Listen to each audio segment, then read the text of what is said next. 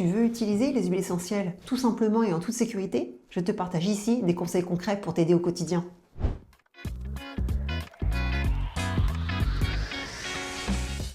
Tu veux te lancer en aromathérapie, mais tu ne sais pas quelle huile choisir? C'est vrai qu'on va être honnête, il en existe beaucoup. Dans la vidéo précédente, je t'expliquais justement qu'il ne fallait pas tout acheter. Et aujourd'hui, on va parler pour moi des huiles essentielles à avoir à la maison, qui seraient plutôt indispensables. Donc si tu devais commencer avec simplement quelques huiles, voilà ce que je te recommande. La première, ce serait la lavande fine, lavande vraie, qu'on appelle aussi la lavande officinale. Elle, tu peux l'utiliser pour une multitude de choses. Moi, je l'appelle vraiment le couteau suisse de l'aroma. Ce qui est intéressant avec la lavande fine, c'est que déjà, il n'y a pas de contre-indication physiologique. Donc ça, c'est un premier point. On va dire que c'est une huile plutôt douce, que beaucoup de publics peuvent utiliser. Ensuite, elle a des propriétés, je dirais en règle générale, vraiment apaisantes, relaxantes, décontractantes. Et ça, sur tous les domaines. Première chose, ça veut dire que c'est une apaisante, une relaxante au niveau cutané. Donc on imagine des petits boutons moustiques, petites brûlures légères, des mangeaisons. On peut appliquer une goutte d'huile essentielle de lavande diluée directement sur la peau et ça a un effet vraiment antalgique et cicatrisant. La lavande fine, elle est aussi reconnue pour la gestion du stress et pour le sommeil, pour l'endormissement. On va dire que c'est un basique. Pour la gestion du stress, il suffit de la diffuser dans la maison avec un diffuseur ultrason ou alors avec un stick inhalateur. On l'emmène dans sa poche ou dans son sac à main. Ou alors, on va aussi l'appliquer sur les poignets. Une petite goutte, pure ou diluée. Et puis, on va venir la respirer pendant plusieurs secondes. Pour l'endormissement, c'est très sympa aussi, puisque c'est une huile, ça a été prouvé par des études scientifiques, qu'elle favorise l'endormissement avec un sommeil profond et réparateur. Donc là aussi, on peut l'utiliser de la même manière. On peut mettre aussi une goutte au niveau du plexus solaire ou sous la plante des pieds. Et enfin, la lavande est une myorelaxante. Ça veut dire qu'elle va décontracter les muscles. Vous imaginez, fin de journée, un peu stressé, on est contracté là au niveau des trapèzes, eh bien on va appliquer 2-3 gouttes de lavande diluées dans le creux de sa main. On va se masser ici, tranquillement. On pose une petite bouillotte. Ça va apaiser immédiatement. Et en plus, comme c'est posé au niveau des épaules, ça viendra aussi forcément au niveau du nez, donc du système limbique, pour nous détendre aussi au niveau émotionnel. Alors là, je viens de vous donner juste des petits exemples, mais en fait, elle a beaucoup d'autres propriétés. Elle est souvent connue comme répulsive pour l'époux. Elle peut apaiser un coup de soleil. Enfin bref, je pourrais en parler pendant des heures. Allez, on va passer au titri. Titri qui s'appelle aussi l'arbre à thé, qui est vraiment, on va dire, l'huile qui va gérer tout ce qui est infection. En fait, c'est une huile antivirale, antibactérienne, peut-être même un petit peu plus antibactérienne. Donc on va l'utiliser dans une multitude de cas. Pour un petit bouton, herpès, bouton de fièvre, pour un aft, ou pour des pellicules aux cheveux gras, une goutte dans une noisette de shampoing, hop, et on vient laisser poser un petit peu, à renouveler régulièrement. Bref, vous voyez qu'on peut faire beaucoup de choses. Mais c'est vrai que l'arbre à thé, le réflexe numéro 1, c'est vraiment en cas d'infection. Dès qu'on a un rhume, angine, mal de gorge, on va mettre 2 gouttes diluées dans à peu près 9 gouttes d'huile végétale et on va venir ici appliquer au niveau du cou et puis on va réappliquer 2-3 fois, 4 fois dans la journée. Alors c'est vrai que là vous pourriez me dire, titri, mais pourquoi pas Ravinsara, la star de l'hiver?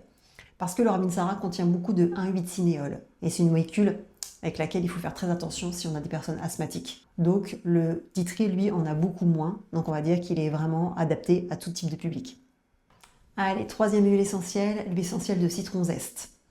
Pourquoi? D'abord, c'est une huile qui est assez douce, là aussi, pas de contre-indication physiologique, et on peut l'autoriser pour des femmes enceintes en olfaction dès le début de la grossesse, pour gérer les nausées, avec un stick inhalateur par exemple, et puis chez les enfants à partir de 18 mois, là aussi en olfaction, pour gérer tout ce qui est nausées et mal et transport. Et ça, c'est quand même pas mal, ça veut dire que là, on va appliquer quelques gouttes sur un stick inhalateur, et on laisse l'enfant se gérer à l'arrière de la voiture. En plus, ce qui est génial avec les sticks, c'est actif pendant au moins 2 mois.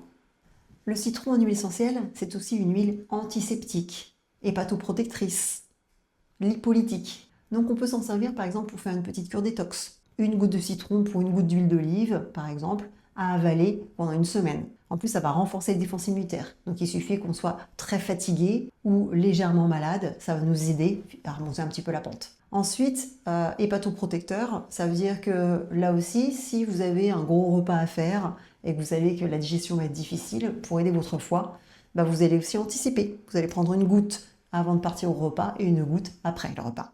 Et enfin, L'huile essentielle de citron est plutôt, on va dire, antiseptique. Donc très intéressant pour purifier l'air à la maison ou dans le milieu du travail. Donc on va mettre ça dans un diffuseur et puis on va éviter de se contaminer les uns les autres. Attention, une dernière chose sur l'huile essentielle de citron, elle est photosensibilisante. Donc ça veut dire qu'elle va réagir au soleil, qu'elle peut provoquer des taches ou des rougeurs. Donc on n'applique pas le citron sur sa peau si on va s'exposer au soleil. Quatrième huile essentielle, indispensable à avoir dans sa trousse aroma d'urgence familiale, l'huile essentielle d'hélicryse italienne, qu'on appelle aussi l'immortelle. C'est un peu plus simple. Donc elle est anti-coup, bosse, hématome. On va dire qu'elle est 10 fois plus puissante que l'arnica, pour vous donner une petite comparaison. Donc c'est quand même intéressant de l'avoir à la maison. Donc ça veut dire que dès qu'on vient de se cogner, on va appliquer une goutte pure en première intention, puis diluer sur 2-3 fois dans la journée. On fait attention aussi pour les enfants, on va l'appliquer cette fois-ci complètement diluée dès le début. C'est une huile qui est intéressante aussi parce qu'elle est cicatrisante. Donc par exemple en post-opératoire, une fois qu'on peut toucher la cicatrice, la masser, on peut faire un mélange avec de l'huile d'argan régénératrice et l'hélicryse italienne. Elle est intéressante aussi pour les peaux sensibles et réactives. On peut l'utiliser comme produit de soin, comme un sérum. Donc on va mettre une goutte dans sa crème de jour et on va pouvoir l'appliquer sur son visage. Elle est aussi, on va dire, décongestionnante. Donc elle va favoriser le retour veineux. Donc si vous avez des problèmes de jambes lourdes, vous pouvez utiliser l'hélicryse italienne en mélange avec une huile végétale, par exemple la calophylle, qui est une huile circulatoire, huile végétale de calophylle, qu'on peut mélanger par exemple avec de la menthe poivrée pour l'effet fraîcheur immédiate, et du génévrier pour le côté rétention d'eau. Et là, on a des petites jambes de gazelle. Vous savez que l'huile essentielle d'hélicryse italienne, on dit souvent en aroma, il y a un petit slogan qui perdure, elle pense les bleus de l'âme et du corps. Tout un programme, hein. Et pour finir, je dirais l'huile essentielle de géranium. Pourquoi? Parce que c'est une huile qui est astringente et régénérante. Donc au niveau cutané, c'est pareil, elle a plein de propriétés intéressantes, notamment pour calmer, soulager le psoriasis et l'eczéma. Mélangé avec la lavande, et puis par exemple un macérat huileux de calendula. Parfait. Elle est aussi hémostatique, donc ça veut dire qu'elle va stopper tout saignement. Imaginez une petite coupure en faisant la cuisine. Bon, c'est pas très grave, mais au niveau des extrémités, ça pisse un peu le sang.